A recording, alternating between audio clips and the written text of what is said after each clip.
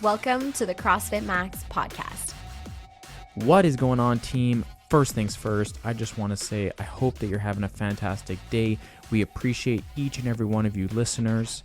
The topic for this episode was actually brought to us by one of our members. If you guys ever have any suggestions or topics that you want us to cover, please don't hesitate to shoot us a DM on social media, Facebook, Instagram, email us, text us, however you want to get in contact. We would love to connect with you and hear some of the topics that you would like us to cover. All right, let's get into it. 3, 2, 1. We are live. What's up, folks? Coach B over here with my wonderful wife, Susie. Hi, everybody. Who is a little on the grumpy side today. No, that is so not true. I'm not grumpy today. Brandon is in like a super hyper irritating mood. I'm in a fantastic mood. He was just singing, "Girls just wanna have fun." Well, that's because it was playing in the gym. Yeah, but the way you were moving your body to it was something no one should ever have to see. I was definitely feeling the song. It's really your jam, eh? It's my jam. Is that what you listen to when you work out by yourself? Yeah. Alone in the gym? Alone in the gym. Just blast that song. Full blast. Repeat on over. Repeat. Love it. All right. This is, well, it's an interesting time right now because it's really hot right now in Montreal. We're going through a heat wave in the almost middle of September. Like the summer we wanted 3 months ago is happening now. Yeah.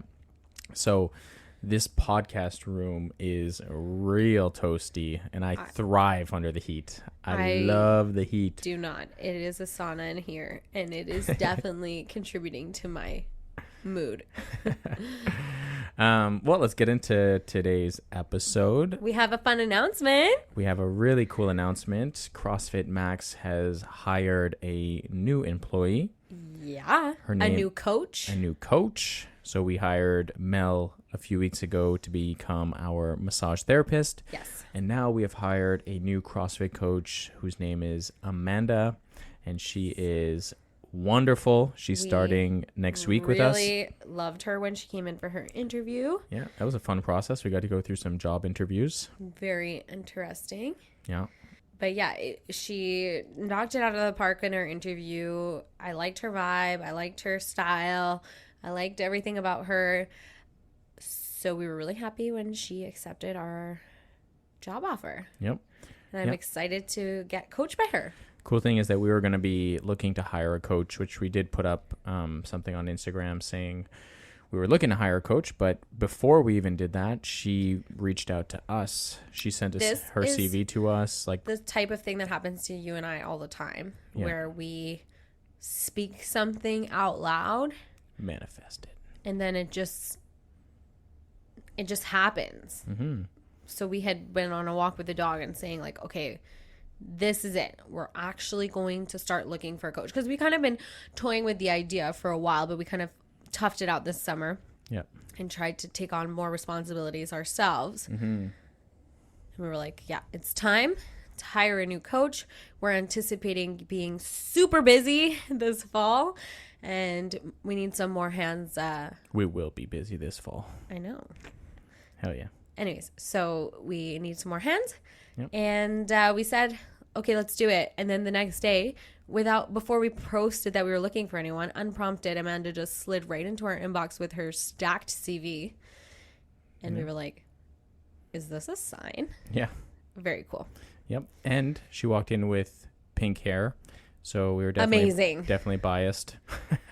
She doesn't know, but from that second, she had the job. Yeah. No, yeah, just she kidding. always wears very bright colors, which I really love. Today, she came to work out, and she had pink leggings with donuts on them. And I was like, this girl is CrossFit Max. Yeah. And I love it. She's wonderful. So we are stoked to have her. It's a nice little addition to the team. So by the time this episode drops, she will have coached her first classes this morning. Well, technically, these episodes drop Wednesdays at 4 a.m. and she'll be here at 6 a.m. She'll be coaching that Wednesday, 6 a.m. Actually, at 9 a.m. My routine is going to be a little bit different because every Wednesday when I wake up at 4:30 in the morning, I turn on the podcast and listen to it on the way to work. But now I don't have to wake up at that time on Wednesdays, which is great. But I'm going to have to figure out a different podcast time to listen. Well, you still have to come to work on Wednesdays. Yeah, but not that early in the morning. But yeah, I guess I got to listen to it But when you're on your after. way to work, you can still listen to the podcast. Yep. You don't have to listen to the podcast at 5 a.m., babe. Well, I was okay. And now I'm going to have to switch it up. But anyways. It's So a yeah, fun she's little going to be addition. coaching for now Wednesday mornings, Friday nights, and Sunday mornings. Yeah, so that's going to be a fun addition. We also went through a nice little hiccup in our business yesterday. You want to explain to the people what happened? You know, it's hard to explain because it doesn't feel real, Yeah. but completely unprompted or without warning, our beautiful Instagram account Oh, it was so beautiful. for CrossFit Max that but primarily Brandon has put so much freaking work into was just taken down by the Instagram AI bots, claiming that we were going against community guidelines, but then didn't give us any specifics on what said guideline that we apparently broke was, and then reviewed this claim and said, Well, we appealed it. and then upon the appeal, they basically, literally all in the span of 30 minutes, decided that we did indeed break said community guidelines and that our account would be permanently deleted and all of our stuff is gone. Yeah. Just like that. So it was just a big FU from Instagram. And, everyone keeps writing to me being like, oh, have you asked them to get it back? Durr. Yeah, we've done everything. And also trying to get through to a human being is just impossible. Today I was DMing with Instagram business from my personal account to see if I could get through to someone. Still no. Yeah. Meta does not make it easy to get through someone. But yeah, so I was coaching the 12 o'clock class, and as soon as I finished that, I think it kind of happened around 12:45 p.m. When I finished the class, I got an email, and it looked kind of like spam-ish. Hey, click on this, your account is being closed or disabled, log in here. And I was like, yeah, okay, whatever, just deleting that email. And then I went on the actual Instagram, my app, and then an actual thing popped up saying you've broken community guidelines.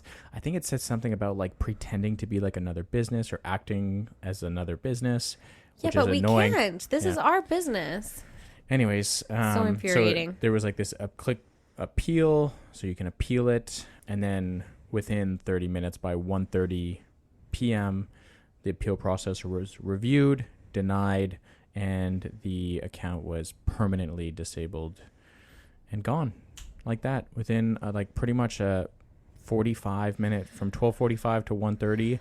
Our entire work is gone, and it's frustrating. We do heavily rely on Instagram for growing our business. Yeah, and I've spent hundreds and hundreds of hours. We had over Sometimes 250 posts, 270 posts, I think. Yeah, if you look at the very minimum, some of those posts just on average take an hour. Sometimes people just see a photo or a video, a reel that we put together, but that reel took time to film it, took time to edit it, took time to put the freaking annoying captions, to time the captions properly, and all that stuff. So devastating. And it's annoying. Just feels like you feel so powerless in that situation because overnight they just stripped our business of its account and all of our followers, and primarily most of our leads that we generate for clients within our business come from our Instagram.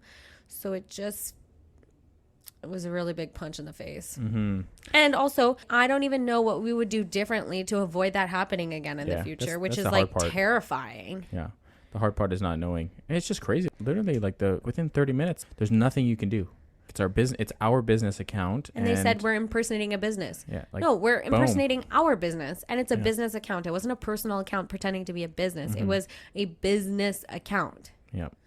So frustrating. But on the flip side, well, not really on the flip side, but on yesterday, that kind of happened. And my typical Wednesdays, I go home for lunch from 1:30 till 3 p.m., eat a quick lunch, take a solid 15 to 20 minute power nap.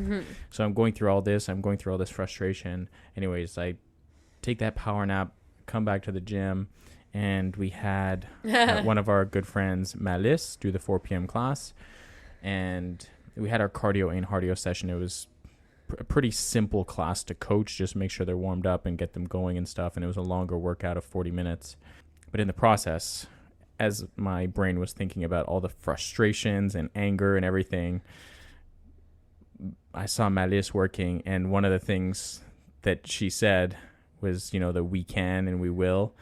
It's just like her famous quote. It's kind of her famous quote at the gym, where she came in one day and like yelled at the group that was about to go, and she's, you say it really well in the Malice verbiage. She said it in first tense. She said, I can. She said, repeat after me. Yeah. I can. And then everyone went, I can. And then she went, I will. Yeah. So it's been kind of this joke that, you know, the "we can, we will." So I thought about that when she was like grinding it out in the workout yesterday. And I thought to myself, there's nothing we can do with this Instagram account. You just got to move forward. We must have an Instagram account, so we must create a new one, and we just need to move forward. And I just thought of that saying. I was like, you know what? We will build it bigger and better than we did the first version. We can, and we will come back stronger. I think it's like a little metaphor for any sort of road speed bump that happens in life. You can't spend too long being mad about it. At one point, you just have to be like, all right, well, what can we do? What's next? What's the next step? Even Brandon was like, okay, I'm just going to be annoyed for a few more hours, and then we're going to move on. And I was like, fair. Yeah. And we've had some pretty amazing messages from everyone. So if you're not already following us, head to at CrossFit Max underscore at CrossFit Max underscore MTL to follow our new Instagram account. It would mean the world to us. Share it with your friends. Let us build this thing better than it was already before. We will. Amazing. All right, let's get into our topic, which was brought to us by Eli, who's an amazing client at our gym. Shout out, Eli. Thank you for the suggestion. And also just supporting the channel, supporting the podcast, the gym, listening, the business. Yeah, we appreciate you as a client here and as a team member. He asked us if we could do an episode on CrossFit Gear, which gets me very excited to talk about because I love me some CrossFit Gear. I feel like you're definitely the right person for this question, and I feel like I'm definitely not. Well, I'll say that you actually don't need any gear, really. You can go through all of CrossFit without using any gear at all. But that's my general approach. But there are things that can definitely enhance, assist, improve the quality, improve the performance. Yeah. So you wanna start? You wanna go with one that you use? Liquid chalk. Liquid chalk's a good one for sure. Liquid chalk is my fondest accessory. I use it for anytime we're using a barbell or anytime we have any gymnastics. Okay. If you've never used liquid chalk before, I highly recommend you check it out. It's so much better than block chalk for multiple reasons. From the gym owner side of things, it keeps the gym clean, which is significant. From the athlete side of things, you probably only need to apply it once at the beginning of a Metcon, and you don't need to reapply. Like, it's very sticky. Like, it stays on your hands much longer. I would also say if you do have a liquid chalk and you spent a super cheap amount on it, then maybe you also don't have a good quality liquid chalk. There's some don't buy the cheapest one. Yeah. We use one, we get it from Amazon. I think it's called Hammer Strength. Ooh, grip. Hammer Grip. And it's like $25. It's a little bit more expensive than the other ones that you'll see. But it's freaking good. It's really, really good. It stays on your hand and you don't need to keep reapplying like Susie said. But I've seen people try to cheap out and get some other ones and they're just not as good. It just rubs off their hands a little bit more. But I would say liquid chalk is amazing because it stays with you. Yeah. And also, it will significantly improve the results you get and will actually help you perform better. Like, if you have to get onto a pull-up bar and do pull-ups and you have to get off the bar because your hands are slipping, you're definitely not going to be able to do more reps. You're definitely not going to get more Right. results out of that. So being able to hold on to either the bar or the rings, or even just feeling like you're a little bit more firm Like on the completely dumbbells. barehanded, I feel like I could do maybe 4 or 5 toes to the bar, but with like a good amount of chalk on my hands, I could do like 10 plus Yeah, for sure. I'll give another one that's maybe a bonus on add-on the topic. on this topic of being able to hold on to the pull-up bar or on the rings. I'm a huge fan of Victory grips. I've been using since we opened, I think. Yeah. I used to use different grips in the past. For those of you guys who know who Alex Smith is, I had his grips, and then I went to Bear Complex grips. I used those for a little bit, and I don't think that those even compare that well to the Victory grips that we use here. Yeah, and we're affiliated, so we can put the link in the show notes for people to buy, and they'll get 10% off, and we make a little commission. Yeah, but that's not the reason why we're supporting this. You made it sound like an ad there. Well, it is an ad, but it's an ad for something that we like use and stand by. Yeah, of course, Well, yeah. I don't use them, but you Yeah, do. yeah, I use it a lot. And I was able to test my chest to bars the other week, and I was able to do 34 chest to that was bars impressive. unbroken. If you were to tell me to do that many pull-ups with just chalk on my hands, and there is zero chance I'm getting even close to that number. Oh yeah. So I would prefer my muscles being the factor and not like me slipping on the bar because my hands are sweaty or whatever. Right. Toes to bar, muscle ups, chest to bar, pull ups, all those things. Really a massive fan of some Victory grips. And again, you can cheap out and get another pair of grips. They might help you out. You might find one that works well with you, but I strongly suggest using the Victory grips because they are a little bit more expensive, but they are so worth it. And if you do get some Victory grips, I get this question asked a lot, like what size should I get? And I always recommend getting the biggest size possible. You don't want it to get too small, or else when you go up there, then the actual grip itself will slide off between your skin, I guess, and the pull-up bar. So just get a big one. Bigger is better. Even Yeah. if the measurements tell you you should get small, get large. Yeah, just get the large. Extra large or large, just get a big one. We want to go with number 2 or number 3, I guess. Number 3 is something that I absolutely love and I think is essential for CrossFit: training shoes. So actual CrossFit shoes. You could get away with working out in running shoes or a different style gym shoe. Like I guess there are gym shoe. There are training shoes out there, but there aren't. That's what I have. But there are specific shoes that are made for CrossFit, in which these companies, these big chains, spend millions and millions and millions of dollars every single year to do the research to create a shoe that is for the performance of someone doing Right. CrossFit. I recommend a CrossFit trainer as opposed to a running shoe because the stability factor for sure. And I guess what the main difference is, when you grab a running shoe, there's support on the bottom. So Right. the shoe is lifted up. And what I tell everyone is I say, hey, put like a pillow on the ground, go barefoot, and try to balance yourself on that pillow. Okay, that's what your foot is essentially doing while it's trying to weightlift. And you're going to feel you're going to be wobbly and everything on that pillow. Yeah, it's quite noticeable in people's movements. For sure. You'll see people's ankles wobble a lot when they're doing Olympic weightlifting or back squats or any sort of weightlifting If involved. they're wearing running shoes. If they're wearing running shoes, yeah. The other thing I'm a huge fan of, which I'm starting to see more and more companies do this, is they're having a wider toe box. And I've done a decent amount of my own personal research on this. Loves this topic. Which is really cool, though, because even the big companies now, like Nike, the new Nike Metcon that's coming out, they've worked on creating a bigger toe box. But essentially, our toes are meant to be spread out. Our toes are not meant to be squished together.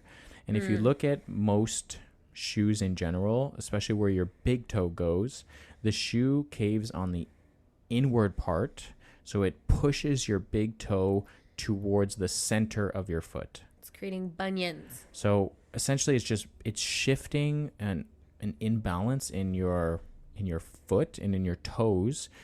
And if you wear shoes like that every single day, then eventually as you get older, you're going to start to hear people having bunion issues. You're going to start to have people having like arthritis in their feet quite often.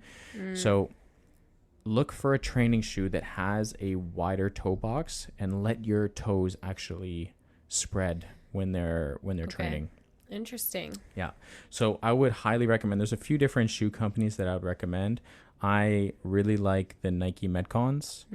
There's also the Nobles. Noble is the main sponsor of the CrossFit Games, so Noble has some solid Aesthetically, shoes. the Nobles are killing it. Nobles are doing a pretty good job, yeah. There's also the Reebok Nano, which is the OG CrossFit shoe. Tried and true. Yeah. There's a few other What are companies. the ones that Lucy wears? Yeah, there's the Strike Movement. Strike Movement. Those ones have a wider toe box too. Those ones have a wider toe box, exactly. I'm trying to think what other pair. There's also, I know like Under Armour has a training shoe. I think they've started to get into the space of like cross training, but it's not, I don't think it's anywhere close to the other big time companies. Anyways, that was a good few options there. That's like 4 solid CrossFit shoes to choose from. Yep.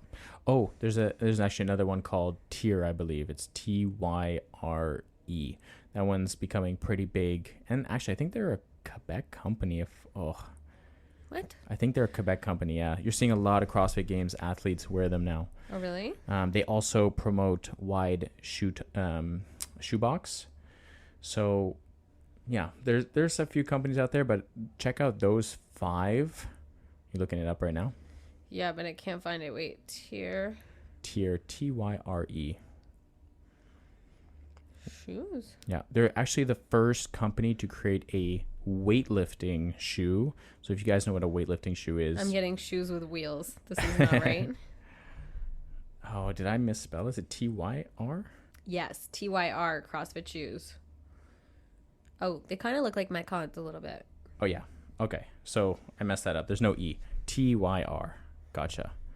And if you guys watched the CrossFit Games this year, there was a lot of athletes that did wear them. But yeah, they're the first company to create a weightlifting shoe. So a weightlifting shoe is something that has a very firm base, but also has a heel lift to it. And then the first weightlifting shoe to create that wide toe box. Interesting. Yep. Wow, you're so knowledgeable on the topic of CrossFit shoes. Yeah. Well, meanwhile, I've been wearing the same training shoe that is not a CrossFit shoe since 2018. I've done a lot of research on this because my feet and specifically my ankles suck. They're sensitive. Well, I first of all have long legs, so I'm not gifted with the shorter limb athletes, or like some of the shorter athletes we have. Long, juicy legs. And I played basketball and I've sprained my ankles, both my ankles, many times growing up from One of them was on. just walking on grass. Yeah, after a 10K though. Not while running the 10K, but after the 10K walking on grass. Well, we're uncertain really, but it was only after the run. It was pretty certain that you just rolled it in the grass. Anyways, so yeah, those are solid shoes. I would recommend looking into those 5 different ones.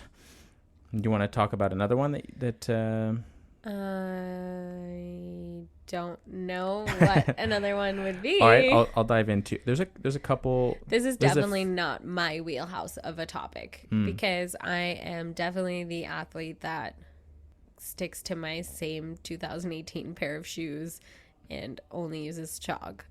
And then complains about calf issues and feet issues.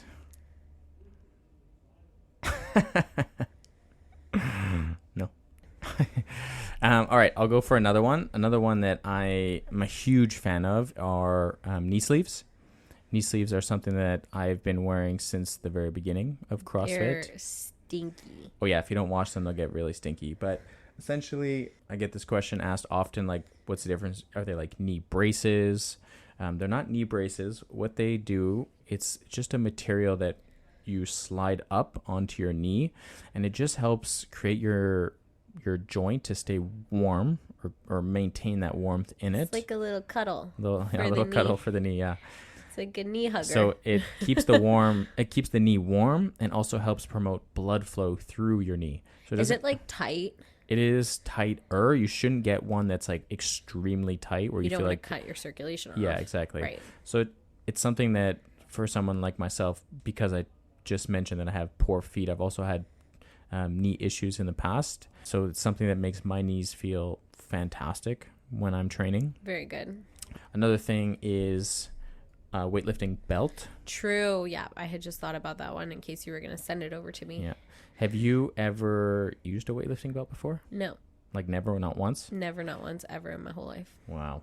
So a weightlifting belt is not something that we encourage newer people to use, because it's extremely important that you know how to properly brace your midline when you're weightlifting. So for beginners, even intermediate lifters, it's important that you learn how to brace your core. And when I say your core, I don't mean like doing like crunches and sit-ups and stuff. I mean, when you put a barbell on your back, are you able to maintain a tight midline position and hold the stability in your midline as you're squatting in a deeper range of motion and then standing up with that bar? Same thing for deadlifts. Are you able to hinge forward, maintain that nice tight position? Right, because the belt isn't there to give you like a brace style. Like it's not a brace. It's not... Yeah, so essentially what the belt does is it just adds an extra layer where it kind of squeezes you in a little bit, but it gives you that reinforcement where, like, I think people think you need to, when you're bracing your midline, you need to suck in. Yeah. So they think when you take a belt, well, the belt just helps you, crank it and just tighten it up as hard as you can, and that'll help you suck in your belly. But actually, this is not a corset. This is definitely not that. What you're trying to do is you're creating a little bit more of stability by tightening up a belt. And then what you're trying to do is you're trying to push your belly, your obliques, and every part of your midline, even your kind of like your back area, and just push against the belt as you go. So it's like gives you something feedback to push against. Exactly. So you're pushing against that. So it helps create a little bit of added support. Interesting. And it helps kind of give your body that cue of like really pushing into it a little bit more. And who should be using this? I would say people who are, maybe a little bit more than intermediate. So maybe intermediate to advanced and advanced lifters. When you start to now understand once you start to build a pretty solid foundation of core strength, and you're starting to now lift really heavy loads, and you're starting to get like higher percentages, then from there, typically I'll only use a belt when I get to like really high percentages, maybe 85, maybe 90+%. I don't wear belts in Metcons when you're doing like cleans during a Metcon. I've definitely seen that before, where people just put on a belt and decide that they're going to do their entire conditioning work with a belt. It's not what the belt is there for. The belt is not like a safety blanket. It's not a support when you're not focusing on your midline. You need to learn how to brace your midline. You need to learn how to maintain that tension. And then once you start like weightlifting at really, really heavy loads, then it will definitely help improve your performance later down the road.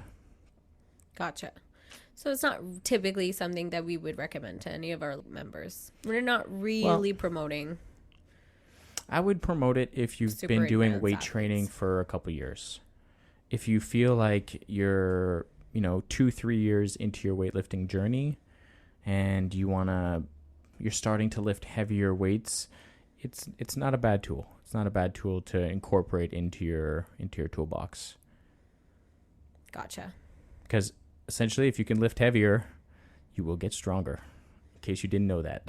Oh, is that how that works? So if you can put the belt on, once you've started to have a good foundation of midline strength and weightlifting, and you're not just strapping on the belt because you're afraid of hurting your back, then you can use a belt. Gotcha. I'm trying to think, is there any other little tools that we use? You use wrist wraps. Sometimes, yeah. Sometimes I'll use wrist wraps if I'm doing a lot of overhead stuff, then I'll throw on some wrist wraps. Those are fantastic. Like if we're doing like a lot of jerks, or if we're doing handstand walking, I wouldn't even say a maybe? lot of jerks. I would say if we're doing heavy jerks, it's kind of like the similar principle with the belt. The wrist wrap just helps put your wrist in a more neutral position, a more strapped position. And again, once you've started to do some heavier lifting, then for sure, like sometimes that front rack position can start to create a little bit of discomfort as you get to like very, very heavy loads. Right. That makes sense. So yeah, wrist wraps are good for that as well. I'm trying to think, obviously a rope. A rope is one that we didn't mention. That's kind of a standard in the CrossFit. I felt like that's like just like a gym equipment, less than a gear thing. But what I would say is, as I've gone through the years, A nice rope. A nice rope is definitely something that you could incorporate into your toolbox, into your gym bag. We just got a cool rope from a company. They just sent it to us. Yeah. They were mad expensive, the ropes. Yeah. I actually, Ian had asked me for a suggestion of like a nice rope. So I showed him that company. He bought one. He said it's really good, but they're really expensive. For a skipping rope, it just seems a bit. Yeah. I really like our Rogue ropes. The rope from Rogue. Yeah, we need to order some actually. Our Some members speed keep ropes. asking. Those are fairly affordable and get the job done. Yeah. And then once you've mastered the double under, then it's pretty good idea to upgrade to a really nice rope. We have this rope that I was just talking about has two different ropes. One, like most ropes come with the steel inside, and then there's like this nylon coating. or plastic coating that covers it. So if you whip yourself, it's not so bad. It's still very painful, but it's not as bad. Yeah. You'll get red marks and stuff, but it's not crazy bad. But this brand offers you that style and just the steel rope where there's no protection around it. And to me, that's perfect because double unders are my jam. You'll be able to spin the rope way faster. So I love it. But we programmed, and by we, I mean I programmed crossover skips in one of our cardio and cardio sessions the other week. And I was practicing the crossover skip. For those of you guys who don't know the crossover, it's when your hands cross over each other. It's like an old school like boxing thing, I guess. Now CrossFit, or elementary school girl thing. Yeah, maybe. Yeah. And now CrossFit is incorporating it. So I've been incorporating it into our program so people feel familiar, because we never know if it pops up into the open. But all of this to say, you were whipping yourself, right? Oh my God, I hit my back with that steel rope 3 or 4 times. And after the 4th time, I think, I was like, I am not doing this anymore, because my back was feeling like it was bleeding. It's not a beginner friendly rope. Yeah. That being said, I also didn't have my shirt on, which didn't help Rookie either. mistake. But yeah, my back at the end of class, people were like, oh my God, your back is wrecked right now. So yeah. So skipping rope. Skipping rope's pretty a good one. standard, easy to get, affordable one. But if you are ready to upgrade your rope, we can definitely give you recommendations as well. But note that it may be violent. And I guess last thing, unless you have something to add here, I spoke about it briefly before, but I'll go back to shoes, and that's Olympic weightlifting shoes, where I talked about the heel being elevated. I used to use Olympic weightlifting shoes, but I feel like the mechanics of your squat is more important to be able to understand how to squat properly without the addition of the lift of your shoe. If you have phenomenal mobility and you feel comfortable, like you can sit in the bottom of a squat and chill there for a couple minutes, no problem, then I would definitely say the heel lift and the weightlifting shoe, Olympic weightlifting shoe, will help you when you do squats or when you do Olympic weightlifting. It'll help get your ankle into a better position to get lower. But if you're someone like myself who doesn't feel super comfortable in the bottom position of a squat, it's important that you learn and you train your body to squat with a normal shoe, with a more flat shoe, and not continuously give your ankle the aid or like the, training wheels to be able to get low into that squat. Gotcha.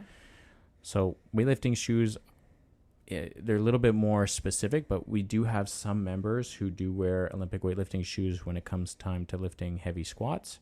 Treldon, for example, he did his 400-pound front squat in Olympic weightlifting shoes. Treldon also has phenomenal mobility and can sit in the bottom of a squat. Sean as well. When Sean does the squatting, he wears his beautiful pink, I think they're called Nike Romelos.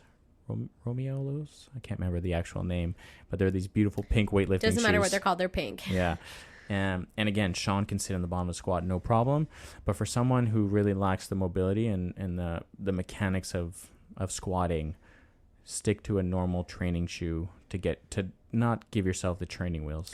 Well, I think like on that kind of note that you're talking about with everything, I think with all of the things that we've talked about today, like they can be great tools to add to your training, but none of these things are absolutely necessary, minus the CrossFit shoes.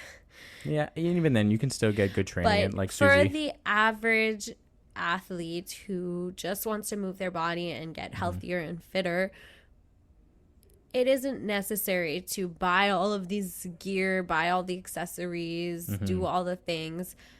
You can totally get a fantastic workout and improve your fitness incredibly without any of them. Correct. However, they are helpful and beneficial, and you will get maybe like a leg up or an improvement if you use them properly. Yep.